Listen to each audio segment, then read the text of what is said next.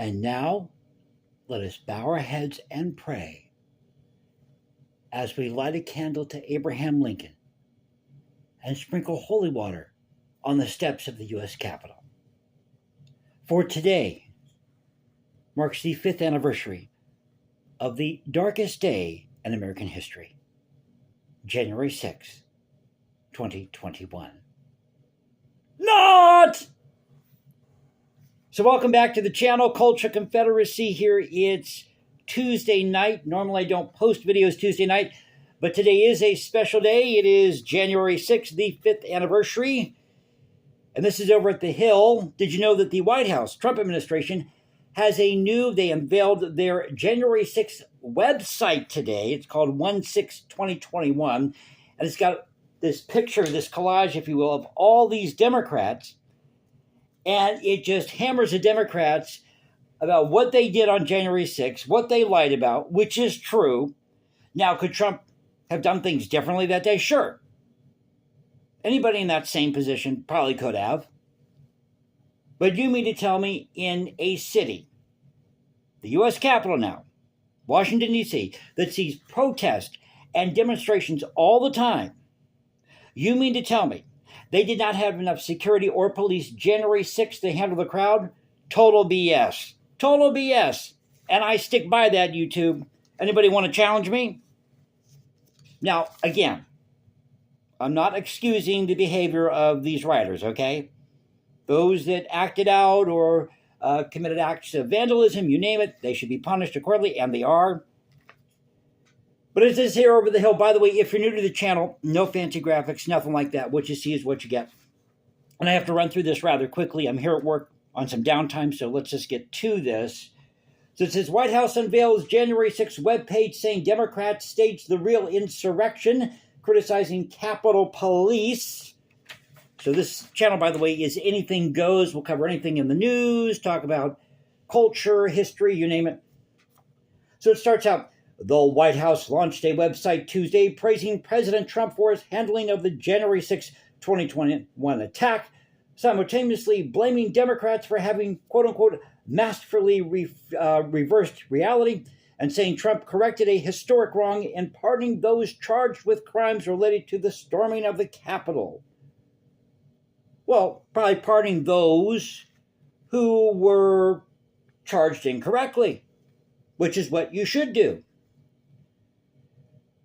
The website, which became public on the 5th anniversary of the riot, the insurrection, is Trump's latest defense of January 6th, where he told a crowd of his supporters the election was stolen and directed them to march to the Capitol. Well, he may have believed that the election was stolen, because in his mind at the time, he thought he won. Because, let's face it, there were some questionable things happening during the 2020 election.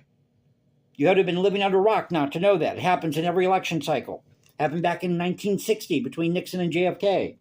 This is nothing new. But he did not instruct his supporters to go to the Capitol and engage in insurrection. That never happened. But that's what they're implying here. At the time, the mob that stormed the Capitol threatened to hang then Vice President Mike Pence after Trump criticized his running mate for not seeking to block former President Biden's win in the 2020 race. Could it be that maybe they were, figuratively speaking, hang Mike Pence? Now, it's not something I would say, but it is a figure of speech.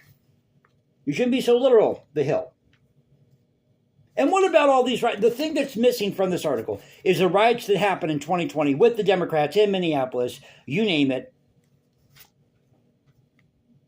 Now, moving right along for the sake of time, the new website blames Democrats, quote, for certifying a fraud-riddled election and fumes over the work of the House January 6th committee, which seemed to do a little editing, I've noticed. Or did you notice that?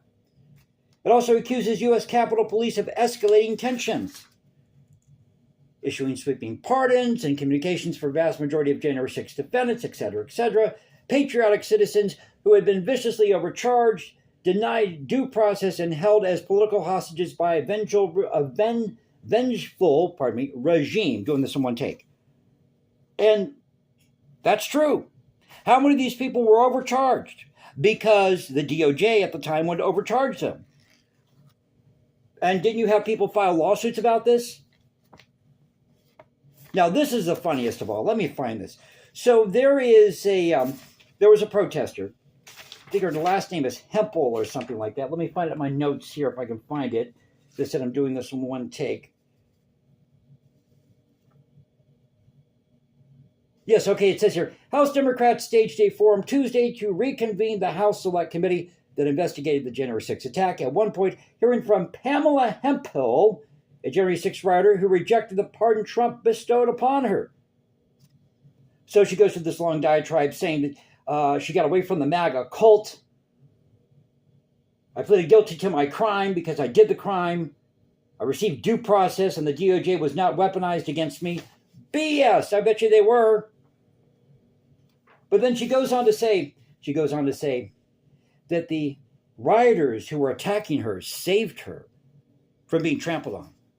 Thank you, rioters. You attacked me, but now you're saving me from being trampled on because you're insurrectionists at the Capitol. Let's see what else I have in this report here. Now, when I printed this out, it kind of printed out all over the place, or in pieces here.